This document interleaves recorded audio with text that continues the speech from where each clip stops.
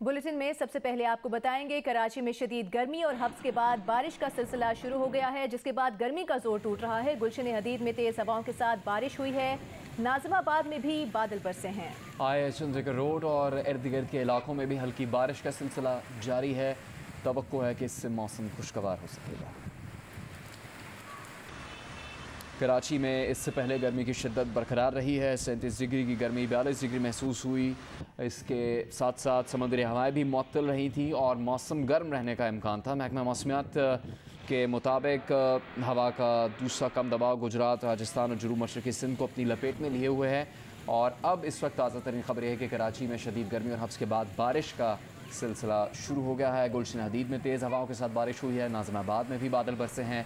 Chandrika road और इर्द गिर्द के इलाकों में भी हल्की बारिश का सिलसिला जारी है। ये मुख्तलिफ इलाकों के आप मनाज़िर देख रहे हैं कराची से, जहाँ पर इस वक्त बारिश का सिलसिला शुरू हो गया है। शदीद गर्मी और हब्स थी आज दिन भर, जिसके बाद अब चूँकि बारिश का सिलसिला शुरू हुआ है तो तवक्को की जा रही है कि गर्मी का जोर टूट जाएगा और मौसम खुशगवार हो जाएगा। फिलहाल जो आप मनाज़िर देख रहे हैं ये चंद्रिका रोड के मनाज़िर हैं। इस वक्त कराची में बारिश का आगाज़ हो चुका है। कराची के मुख्तलिफ इलाकों में अब से कुछ देर पहले बारिश शुरू हुई है और कुछ इलाकों में हल्की बारिश का ये सिलसिला इस वक्त भी जारी है। दिन भर और पिछले कई दिन से शदीद गर्मी के बाद कराची में ये बारिश का सिलसिला शुरू हुआ है।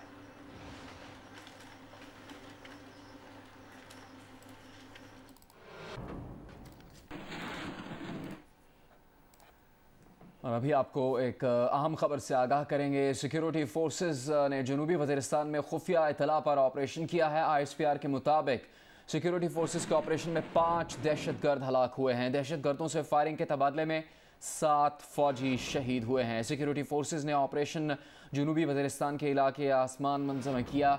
ISPR के मुताबिक सिक्योरिटी फोर्सेस की इस ऑपरेशन में 5 दहशतगर्द हलाक हुए हैं। सिक्योरिटी फोर्सेस ने जनूबी वज़ीरिस्तान में खुफिया इतला पर ऑपरेशन किया है। ISPR के मुताबिक सिक्योरिटी फोर्सेस के इस ऑपरेशन में 5 दहशतगर्द हलाक हो गए हैं। दहशतगर्दों से फायरिंग के तबादले में 7 फौजी शहीद हुए हैं। सिक्योरिटी फोर्सेस ने ऑपरेशन जनूबी वज़ीरिस्तान के इलाके आसमान मंजा में किया है। इलाके में दहशतगर्दों के खात्मे के लिए सर्च ऑपरेशन जारी है। ISPR के मुताबिक सिक्योरिटी फोर्सेस ने जनूबी वज़ीरिस्तान में खुफिया इतला पर यह अहम ऑपरेशन किया है। इस सिक्योरिटी फोर्सेस के ऑपरेशन में 5 दहशतगर्द हलाक कर दिए गए। ISPR के मुताबिक दहशतगर्दों से फायरिंग के तबादले में 7 फौजी भी शहीद हुए हैं। सिक्योरिटी फोर्सेस ने ऑपरेशन जनूबी वज़ीरिस्तान के इलाके में किया। इलाके में दहशतगर्दों के खात्मे के लिए सर्च ऑपरेशन जारी है। सिक्योरिटी फोर्सेस का जनूबी वज़ीरिस्तान में खुफिया इतला पर ऑपरेशन।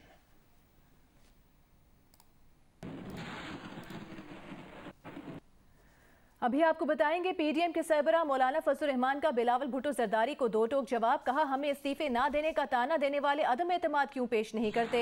पीपल्स पार्टी की पंजाब में तब्दीली से मुतालिक ख्वाहिश के सवाल में कहा कि 6 मेंबरान पर अदम एतमाद की बात नहीं की जा सकती। इससे बड़ी हिमाकत की बात कोई नहीं हो सकती। ये कहते हैं कि इनकी राय बड़ी अकल पर मबनी है तो पेश करें। अदम एतमाद क्यों आराम से बैठे हैं।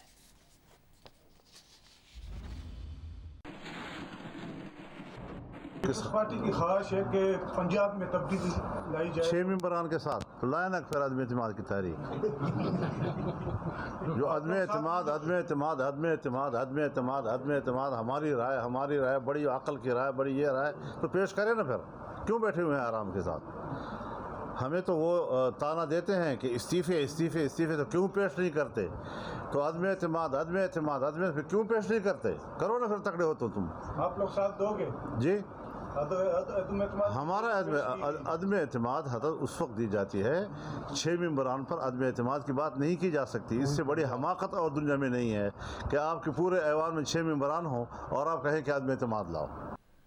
इस्लामाबाद हाई कोर्ट ने इलेक्ट्रॉनिक वोटिंग मशीन के जरिए आइंदा इंतखाबात करवाने के खिलाफ दरख्वास्त पर फैसला जारी कर दिया है। अदालत ने कहा कि इलेक्ट्रॉनिक वोटिंग मशीन का निज़ाम दुनिया के बहुत से मुल्कों में राइज है। EEM के इस्तेमाल के लिए पार्लियामेंट से कानून साजी लाजमी है। इलेक्ट्रॉनिक वोटिंग मशीन पर पार्लियामेंट जो भी फैसला करे वो आवाम के मफाद में होगा। मुनसिफाना और शफाफ इंतखाबात इलेक्शन कमीशन की आईनी जिम्मेदारी है। इंतखाबात को धांधली से महफूज करना भी इलेक्शन कमीशन की जिम्मेदारी है। इलेक्ट्रॉनिक वोटिंग मशीन के खिलाफ दरख्वास्त कबल अज़ वक्त और खदशात पर मबनी है।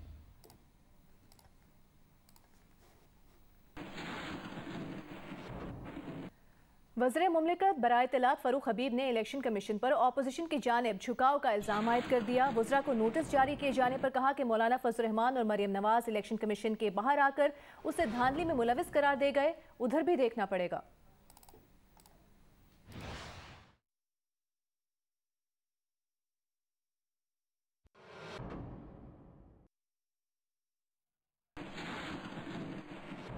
वफाकी वज़रा के इलेक्शन कमीशन के खिलाफ बयानात पर पीपल्स पार्टी भी मैदान में आ गई है। पीपी वफ्द हिमायत का यकीन दिलाने इलेक्शन कमीशन पहुंच गया। मीडिया से गुफ्तगू में नैयर बुखारी ने कहा कि उनका और इलेक्शन कमीशन का मौक़िफ़ यकसा है कि EVM और इलेक्शन इस्लाहात दीगर तरमीम आइन से मुतसादिम हैं। शहरी रहमान का कहना था कि ऐवान सदर को इलेक्शन कमीशन को बुलाकर तनबीह करने का कोई हक नहीं।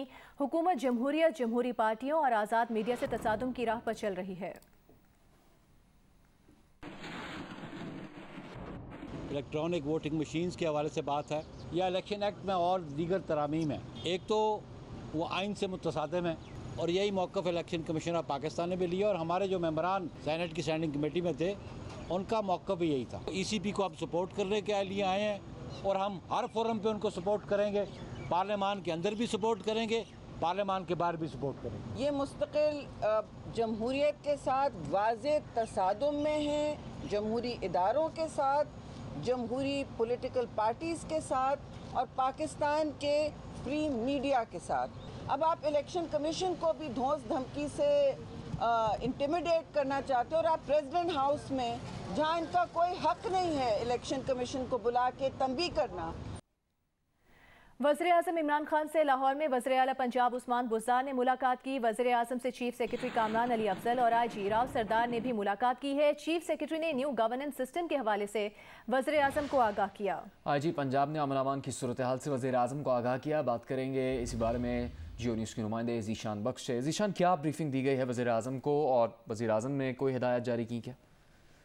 अच्छा, बिल्कुल। आज का जो वज़ीर आज़म का दौरा लाहौर था उसमें जो सबसे इम्पोर्टेंट मीटिंग थी वो लाहौर के हवाले से थी, जिसमें लाहौर को खूबसूरत बनाने के हवाले से वज़ीर आज़म इमरान खान को रज़म दिखाई दिए। कमिश्नर लाहौर कैप्टन उस्मान ने इस हवाले से खसूसी तौर पर ब्रीफिंग दी और इस जो ब्रीफिंग का उन्वान रखा गया था वो चीफ मिनिस्टर सोना लाहौर प्रोजेक्ट रखा था, जिसमें खसूसी तौर पर ये बताया गया कि लाहौर की मुख्तलिफ शाहराहों को बड़ा किया जाएगा, फीचर वॉल बनाई जाएंगी, कज़ाफी स्टेडियम के करीब एक खूबसूरत गोल चक्कर बनाया जाएगा, नहर किनारे इकबाल की शायरी की यादगार बनेगी। इसी तरह ठोकर न्याज बेग चौक पर क्लॉक टावर भी बनाया जाएगा।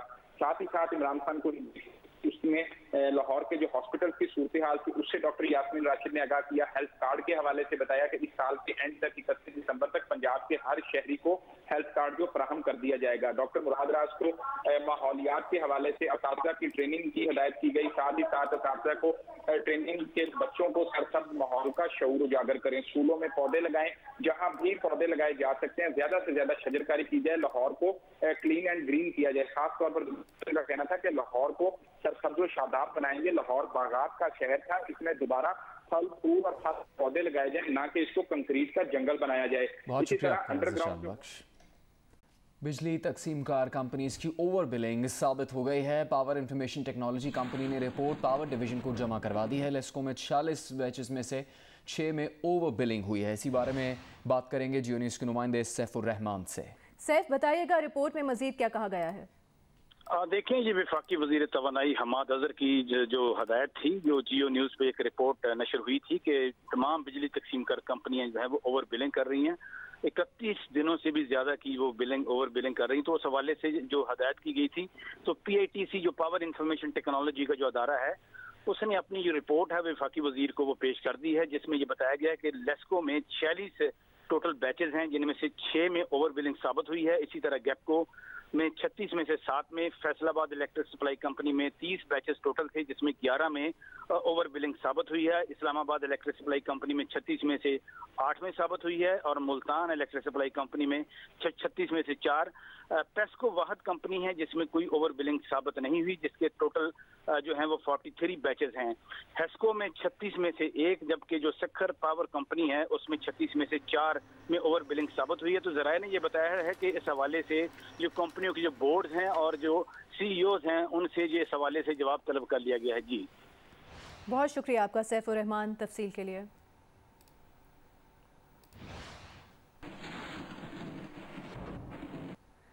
आगे बढ़ते हैं, आपको बताएंगे गुजरात में कार पर फायरिंग करके नौजवान को कत्ल और बीवी को इफा करने के केस में खातून के भाई और साबिक शौहर के मुलविस होने का इंकशाफ हुआ है।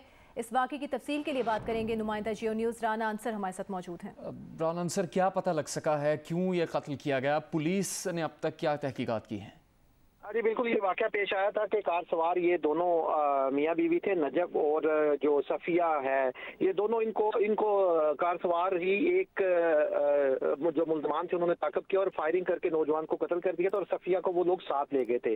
तो वाकया के बाद से इसकी पुलिस तहकीकात जारी है। अब जो पेशरफ्त हुई है उसके मुताबिक जो सफिया है, इसके भाइयों और इसके साबिक शोहर ने इसको नजब को कत्ल किया और वो ही इसको अगवा करके ले गए हैं। ये पुलिस की जो तहकीकात है उसके मुताबिक सफिया का उसके घर वालों ने निकाह कर रखा था अब्दुल रहमान नामी उसके एक कजन से, लेकिन अभी रुखसती नहीं हुई थी।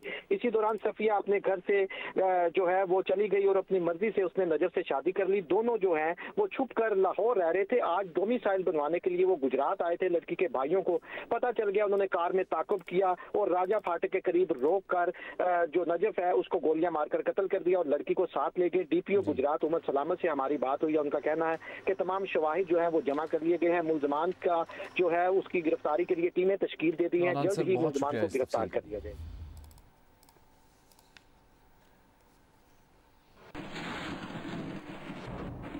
दीगर खबरें शामिल करेंगे। मरियम औरंगजेब की ज़ेर सदारत कौमी असम्बली की ज़ेली कमेटी बराए इत्तलात का इजलास हुआ। इजलास में Pakistan media development authority bill पर बहस हुई। इजलास में मीडिया हाउसेस और सहाफ़ती तंजीमों के नुमाइंदे भी शरीक हुए। इजलास से खिताब करते हुए मरियम औरंगजेब ने कहा कि पहले कहा गया मुसवदा है, फिर कहा कि तजवीज़ है। क्या कोई मुसवदा मौजूद है या नहीं? क्या दुनिया में ऐसी कोई अथॉरिटी है जहां electronic, print, social media, film सब एक छतरी तले हों? किसी मुल्क में भी एक कमीशन और अथॉरिटी की छतरी तले सब नहीं हैं। वज़ीर मुमलिकत फ़ारूक हबीब ने कहा कि PMDA से मुतालिक कोई ऑर्डिनेंस नहीं आ रहा। PMDA का कानून मौजूद नहीं है, अभी फ्रेमवर्क तैयार किया गया है। शराकतदारों से मुशावरत का अमल मुकम्मल होगा तो कानून की शक्ल दी जाएगी। पीपल्स पार्टी की नफीसा शाह ने कहा कि फेक न्यूज़ का मामला है तो इसमें बेका का कानून मौजूद है। हुकूमत और फवाद चौधरी को सुना, हुकूमत खुद क्लियर नहीं। हुकूमत को जब कुछ पता नहीं तो क्या बहस करें। इजलास PBA के नुमाइंदे का कहना था इस इजलास में कि जब हुकूमत कहे ज़्यादा चैनल मुल्क को गैर मुस्तहकम करेंगे, इलेक्ट्रॉनिक मीडिया 5 साल में बंद होगा, इश्तिहारात सोशल मीडिया को देंगे तो नीयत पर शक ना करना बड़ा मुश्किल है। ये भी कहा कि जो बिल को तस्लीम नहीं करता उसके इश्तिहारात बंद करें। PBA के नुमाइंदे ने तजवीज़ दी कि रेगुलेटरी बॉडीज़ को एक छतरी में लाने के बजाय मौजूदा कवानीन में बेहतरी लाई जाए। पेमरा और पेका के लिए तजावीज़ देने के लिए तैयार है। सुप्रीम कोर्ट के फैसले में कहा गया था कि मीडिया को डीरेगुलेट किया जाए, पेमरा खुद मुख्तार काम करे।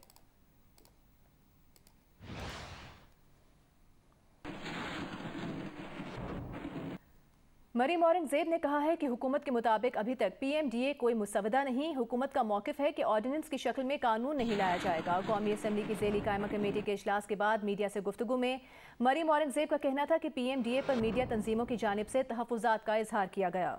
जाली खबरों की लीगल तारीफ बयान करने का कहा गया है।